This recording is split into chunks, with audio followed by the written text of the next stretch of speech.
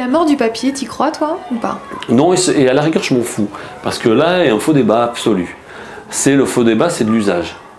Est-ce que quand j'écris un article qui va être lu dans mon livre, dans la Marseillaise, sur le site internet de la Marseillaise, sur une tablette, sur un téléphone, je m'en tape complètement. Donc t'es pas attaché au papier, ça n'a pas d'importance. En tant que lecteur, je continue à lire le papier. Je continue à l'avoir dans les mains parce que ça me semble aujourd'hui plus agréable encore que l'écran, même si je suis le premier consommateur d'écran aussi. Mais dans 10 ans, les nouveaux papiers vont être comment? Les nouveaux papiers électroniques vont être comment? J'en sais rien. L'évolution, tout ça. Ça, c'est pas important. Mais c'est un faux débat, le débat de l'usage. Après, le débat de je me souviens, le papier c'était bien, le côté nostalgique du papier, ça aussi, faux débat, c'est pas grave. Pour le journaliste, c'est un faux débat. Le journaliste, il va chercher l'info, il la met en scène et il la met en sens. Voilà, c'est tout ce qu'on a à faire. Ensuite, ça part sur le net, ça part là-bas, on s'adapte. On s'adapte sur le net, il faudrait un peu plus d'images. Alors avant, on disait qu'il ne fallait pas écrire long, j'ai toujours trouvé ça débile. Maintenant, on peut écrire long sur le net, tout simplement parce que les tablettes font que c'est plus confortable. Donc, les règles même la changent souvent, et d'ailleurs, moi, je ne les suis pas. Comme ça, au moins, il n'y a pas de problème. Les règles de base du journalisme, c'est-à-dire ce que je disais, un bon titre, une bonne accroche, des intertitres, des relances, une info vérifiée, des citations. Ces règles de base, tu les fais sur le papier, sur le magazine, sur le numérique, partout. La crise du journalisme, c'est pas la crise du support, c'est la crise du contenu. C'est la crise du contenu et la crise du modèle économique. Et donc un modèle économique, toi, je ne crois qu'au modèle payant. Je défends deux modèles et je pense que de toute façon, qu'on me démontre qu'il y en ait d'autres, je pense que c'est pas possible. Le modèle gratuit, c'est pas celui que je défends. Le modèle gratuit a montré à quel point il ne marchait pas. C'est ce que j'allais te demander. Si c'est gratuit, c'est que vous êtes le produit. On entend souvent ça, donc ça ne peut pas exister une info gratuite. L'info gratuite, de toute façon, n'est pas gratuite parce qu'il y a forcément de la pub. Et l'info gratuite, même quand, par exemple, c'est le conseil général qui te donne le truc du conseil général, tu le payes dans tes impôts. C'est pas gratuit. Le gratuit n'existe pas, c'est mensonger. Déjà, ça n'existe pas pour commencer. Si je regarde TF1, c'est pas gratuit. Si je regarde France 2, tout ça, c'est pas gratuit. Il n'y a rien qui est gratuit. Non seulement il y a des pubs, mais en plus il y a une redevance. Enfin voilà. Ensuite,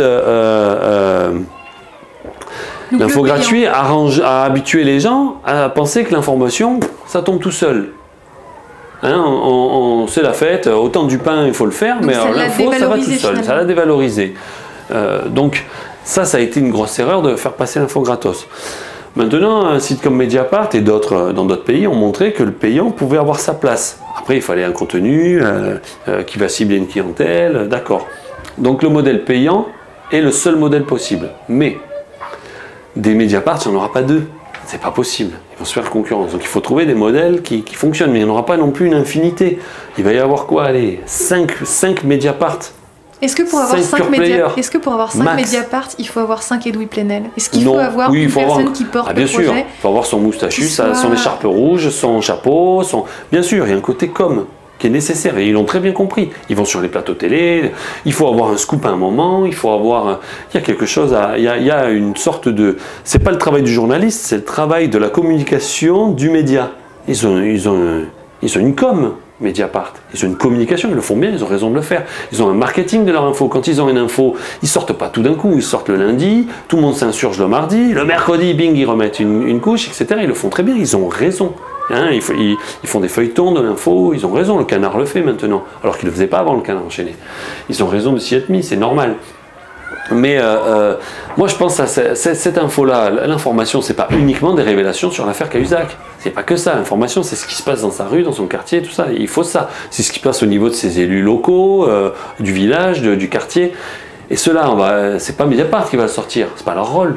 Et les prochains qui ressembleront à Mediapart, les uns feront du grand reportage, les autres feront des portraits, les autres, chacun feront leur truc, mais ils ne feront pas ça. Tu défendais un modèle économique, si je me souviens bien, où on prélèverait? Moi je pense qu'il y a deux solutions possible uniquement.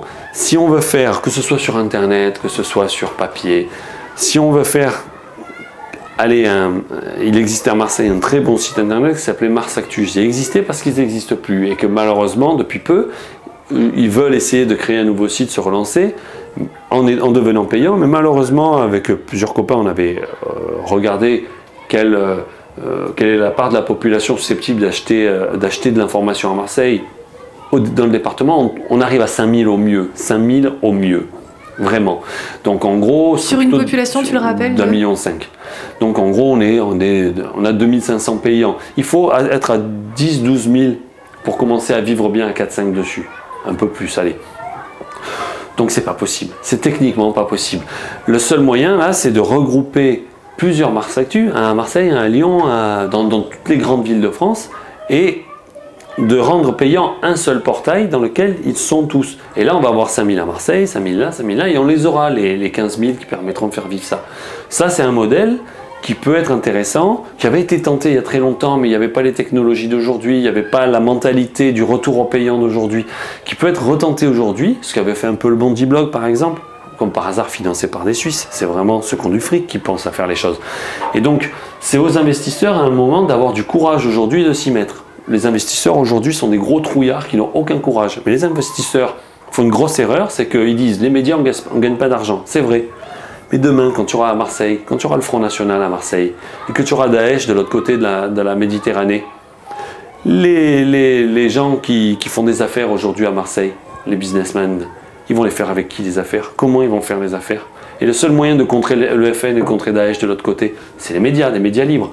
Donc s'ils avaient un tout petit peu de jugeote, ou s'ils pensaient à plus de 2 jours, ils investiraient massivement aujourd'hui dans des médias indépendants, de manière à ce qu'on ait des conditions d'une démocratie, des conditions pour eux d'une démocratie même marchande, qui permettent qu'ils fassent des affaires encore pendant 20 ans. Sauf que là, c'est mal barré pour eux. Ça, ils ne le réalisent pas. Il n'y a plus de 4e pouvoir? Pas au niveau local. C'est-à-dire au niveau local, maintenant, l'info est vraiment faiblarde, non pas à cause de la qualité du journalisme, mais à cause du peu d'investissement. Du poids que représentent les journaux. Il y a quand même le 4e pouvoir, on le voit, ce que Sort Canard enchaîné, ce qui a pu sortir Figaro, je peux tous les citer, tous les nationaux, Figaro, Libé, Le Monde, ils sortent quand même régulièrement des choses qui permettent d'avoir ce contre-pouvoir. Mais on est à l'échelle nationale ou internationale. Or, il n'y a pas que ça dans l'information. Hein, il faut se rappeler que c'est la chaîne de l'information, c'est comme, là c'est mon côté biologiste, hein, c'est comme la chaîne alimentaire qui est en mer, il y a le plancton qui est mangé par un petit poisson, le petit poisson par un moyen poisson, par un gros et par le requin en bout de chaîne. Le requin aujourd'hui c'est Google Actu. Le requin, et le plancton, c'est le localier. On est en train de supprimer les planctons, il n'y en a plus. Google Actu, ils n'auront plus rien un jour, parce que plus personne ne sera nourri. Les infos qui sortent dans les journaux nationaux sont à 95% des infos qui ont été sorties dans les journaux locaux. Sans les journaux locaux, les nationaux n'ont plus rien, ils sont à poil.